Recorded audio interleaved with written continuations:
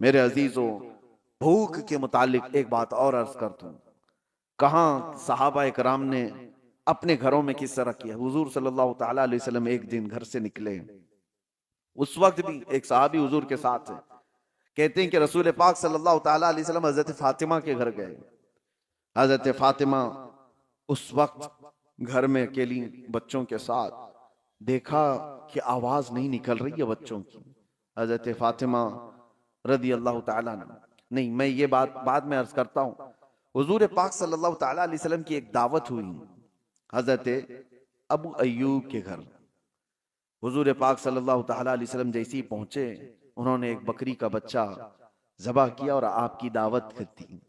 صحابہ جو ساتھ میں تھے، دو صحابہ، حضور صلی اللہ تعالیٰ علیہ وسلم کھانے کے لیے بیٹھے تو حضرت ابو ہریرہ کہتے ہیں کھانے کی خوشبو اتنی تھی کہ جلدی سے جلدی لپکنے کا دل کر رہا تھا، ہاتھ لگا دوں۔ ظاہر سی بات ہے، جو بندہ 3 دن سے بھوکا ہے وہ کھانے کے دسترخوان پر ہاتھ رکھنا ہی چاہ رہے تھے۔ رسول پاک صلی اللہ تعالیٰ علیہ وسلم نے کہا گھر والوں سے کہ ایک کٹوری اور ہو تو دے دو۔ سالن دسترخوان پر رکھا ہے، ایک خالی کٹوری منگوائی اور اس میں سالن آدھا کیا، اور اس کے بعد جو بات کہتے ہیں میرے آقا، اللہ اکبر۔ ایک صحابی حضرت ابو ہریرہ وہ کہتے ہیں کہ حضور نے یہ دیا اور کہا جاؤ فاطمہ کے گھر دے کر کے آؤ، پچھلے 8 دن سے ان کے ہاں فاقہ چل رہا ہے۔ 8 دن ہو گئے ہیں ان کے ہاں فاقہ چل رہا ہے، ان کے بچے اور ان کا۔ یہ کس گھرانے کی بات کر رہا ہوں؟ کیا وہ گھرانہ محتاج تھا؟ وہ گھرانہ کوئی محتاج گھرانہ ہے؟ پوری دنیا جن کے نام کا صدقہ کھا رہی ہے آج، اور اگر وہ چاہ لیں اللہ کی بارگاہ میں خواہش بھی کریں روزانہ جنت سے جبرائیل ان کے لیے کھانا لے آئے، لیکن وہ گھرانہ ایسا تھا، بھوک پر کنٹرول کرنا سکھایا گیا، بھوک پر کنٹرول کرنا سکھایا گیا۔ یہی تو بات ہے کہ حسنین کریمین کی شجاعت کو پوری دنیا مانتی ہے کہ امام حسین کو کربلا میں 3 دن بھوکا اور پیاسا رکھ کر جھکانے کی کوشش کی گئی تھی۔ ان کے بچوں کو، ان کے خاندان کو پانی بند کیا گیا، کھانا بند کیا گیا۔ کیا جھکا امام حسین کا سر؟ پوری دنیا نے دیکھا۔ یزید کے سامنے جھکنا تو دور کی بات ہے، ہاتھ بھی آگے بڑھانے کو تیار نہیں ہوئے۔ وجہ کیا تھی؟ تم آج بھوک سے حسین کو آزما رہے ہو، ان کی ماں تو بچپن میں بھوک کی تربیت دے چکی تھی، بچپن میں ان کو بھوک کی تربیت دی گئی ہے، بھوکا رہنے کی عادت دی گئی ہے۔ ارے روزے ان کے گھر کے ہیں، یہاں پر فاقہ ان کے گھر کا ہے۔ یہی تو بات ہے کہ آج اپنے بچوں کو اگر آپ بھوک کو برداشت کرنے کی تربیت دے دو، انشاءاللہ میرا یہ کہنا ہے کہ کبھی تمہارا بچہ حرام روزی کی طرف نہیں جائے گا، وہ کبھی ایسا نہیں ہوگا کہ اپنے لذتوں کے لیے کچھ بھی کھا لے گا۔ ہمارے گھر میں روز کھانا بنتا ہے، ٹھیک ہے، کبھی کبھار نہ بناؤ۔ میں خود میرے والد گرامی کو دیکھتا، کسی دن پورا کا پورا آف، کچھ بھی نہیں، وہ مرمرے ہوتے تھے۔ ہماری ماں سے کہا جاتا بچوں کو آج یہی کھلاؤ۔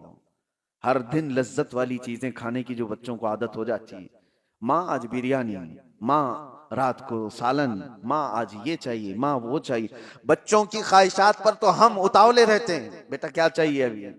اور اب تو زمانہ پیزے برگر کا آ گیا، ادھر خواہش کیا کہ ادھر گھر میں آ گئی چیزیں۔ تو بچوں کو اس قدر ہم لذتوں کے ساتھ حاوی کر چکے ہیں ان کے کھانوں کی خواہشات کو کہ وہ اب بچ نہیں پاتے، بچ نہیں پاتے۔ اور ایک دن اگر ان کو ہلکی غذائیں کہو کہ کبھی دال چاول کھا لو، کتنے گھروں سے ہمیں یہ بات آتی ہے، ان کی مائیں یا ان کے گھر والے کہتے ہیں گھر میں کسی دن سبزی پکائی جائے تو یہ بچے گھر سے ہی بھاگ جاتے ہیں، کہتے ہیں آج کھانا نہیں ہے۔ کیا بنا ہے گھر میں؟ کچھ کھانا تھوڑی ہے، باہر جائیں گے چائنیز کھانا ہے۔ کوئی دن ایسا آتا ہے، کوئی دن ایسا آتا ہے کہ روز لذت والی چیزیں کھا رہے ہیں، آج دال چکھ لیں گے۔ کوئی دن ایسا آتا ہے کہ آج اپنے نفس کو مارنے کے لیے کریلا چکھ لیں گے، جو خواہش ہوتی ہی نہیں جس کی کھانے کی، چکھ لیں گے۔ میرے عزیزو، یہ بھوک کو اگر تم نے کنٹرول نہیں کیا تو یہ ایسا گھوڑا ہے جو کہیں رکتا نہیں، نفسانی خواہشات، اس کو لگام دینا پڑتا ہے۔ حضرت سیدنا عیسیٰ علیہ السلام نماز میں کھڑے تھے، کمزوری تھی، تو کہتے ہیں کہ شیطان ان کے پاس آیا اور نفس کے راستے سے ان سے کہا آپ بڑے کمزور ہیں، تھوڑا کھا لیں گے تو عبادت میں کھڑے ہو جائیں گے۔ آپ نصیحت کر رہا ہے، عبادت آپ کی اچھی ہو جائے گی، آپ تھوڑا کھا لیں گے، کچھ کھانا پانی پیش کر دوں۔ سیدنا عیسیٰ علیہ السلام جلال میں اور کہا یقیناً بھوک تو لگی ہے، پیاس تو لگی ہے، لیکن تجھ جیسا شیطان اور یہ کہے کہ کھا لیں عبادت میں طاقت آ جائے گی، یہ سمجھ سے باہر ہے، سمجھ سے باہر ہے۔ حضرت عیسیٰ علیہ السلام نے اسی وقت کہا میں مر جاؤں گا لیکن تیری پیشکش کو قبول نہیں کروں گا، تیری طرف سے جو بھوک مٹانے کی بات کی جا رہی ہے۔ اور اسی وقت عیسیٰ علیہ السلام نے یہ فرمایا کہ مجھے پتا ہے کہ شیطان اگر سب سے زیادہ بلکتا ہے، تڑپتا ہے تو انسان کی بھوک سے، کہ یہ بھوکا رہے گا تو میرا وار اس پر نہیں ہو پائے گا۔ شیطان کو اس بات کا ہمیشہ ڈر ہے کہ جو بندہ بھوکا اور پیاسا رہ جائے اور اس کو برداشت ہو جائے تو شیطان کہتا ہے کہ اس پر تو میرا وار ہو نہیں پائے گا، مشکل ہو جائے گا، اس کو کھلاؤ، اس کو پلاؤ۔ روزہ چھوڑنے کی جتنے لوگوں کے دلوں کے اندر یہ خواہشات آتی ہیں وہ نفس ان کا روزے سے دور کرتا ہے۔ وہ شیطان کا جاسوس کہا گیا ہے نفس کو، جو چھوڑ کر کے گیا ہے۔ رمضان میں شیطان تو نہیں لیکن شیطان کا جاسوس ہمارے ساتھ ہے، وہ نفس ہے۔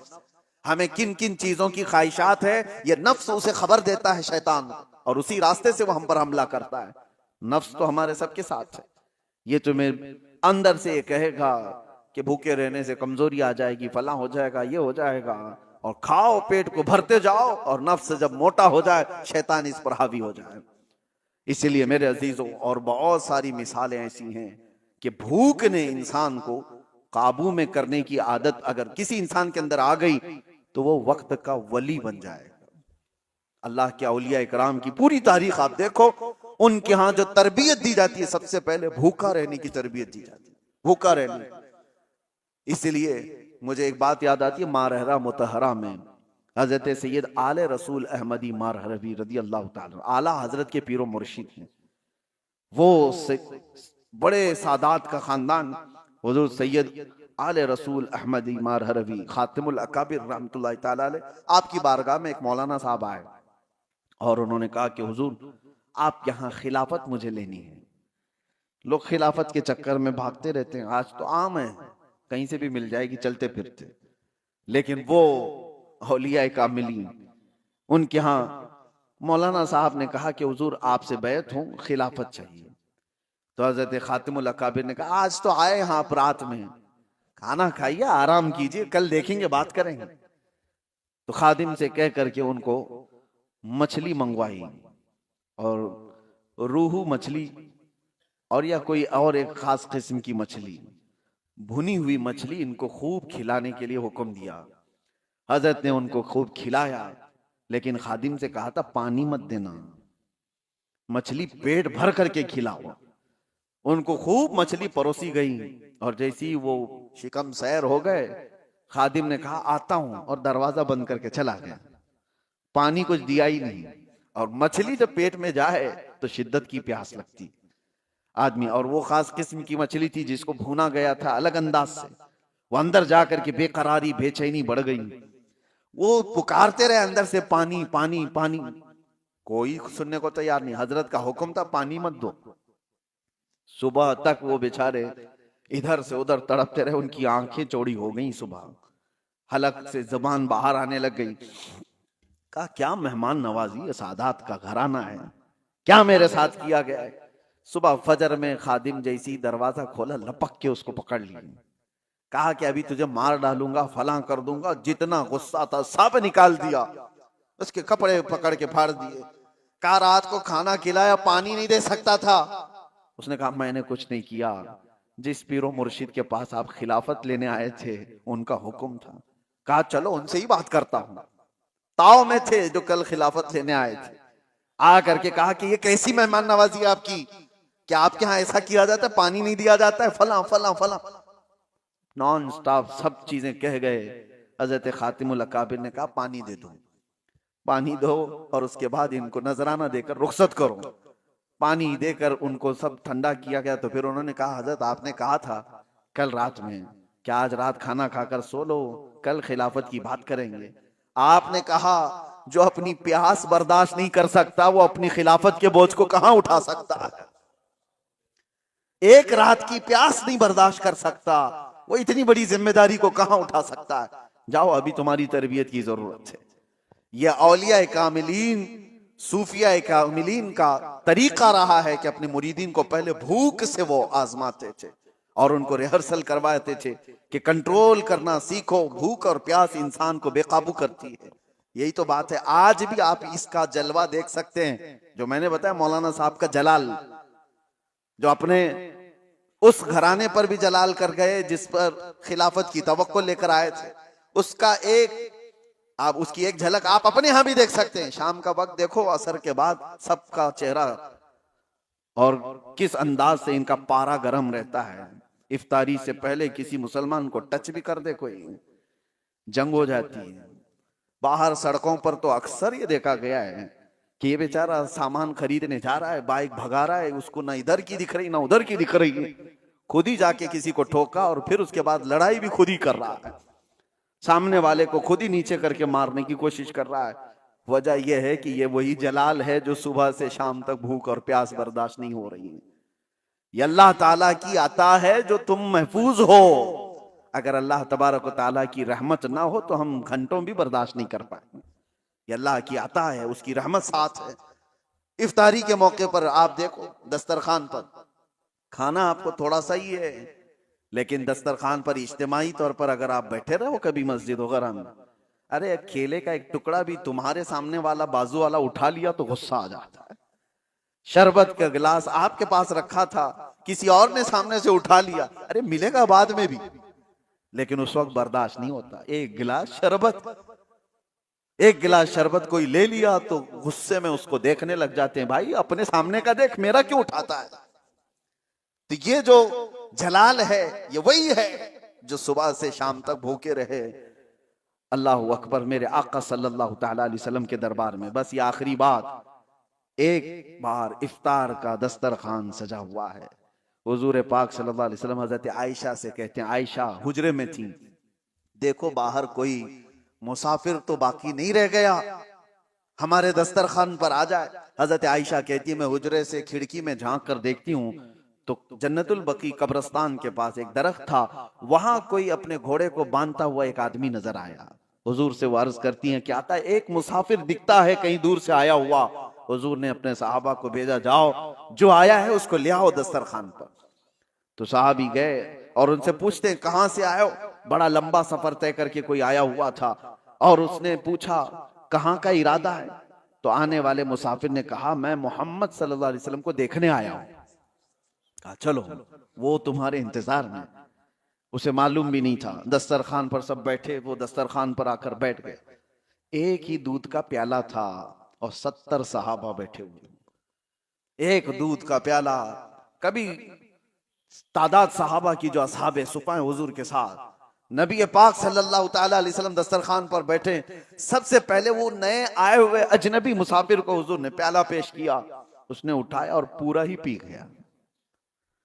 اب ظاہر سی بات ہے روزے کا وقت ہے، جلال کیسا ہونا چاہیے کہ ہماری لیے تھوڑی سی تو چیز چھوڑتا، کسی ایک کی بھی ماتھے پر کوئی شکن نہیں، بلکہ میرے آقا نے اس کو پورا شکم سیر ہو کر پیتے ہوئے دیکھا تو مسکرایا اور کہا اللہ تجھے سیراب کر دے۔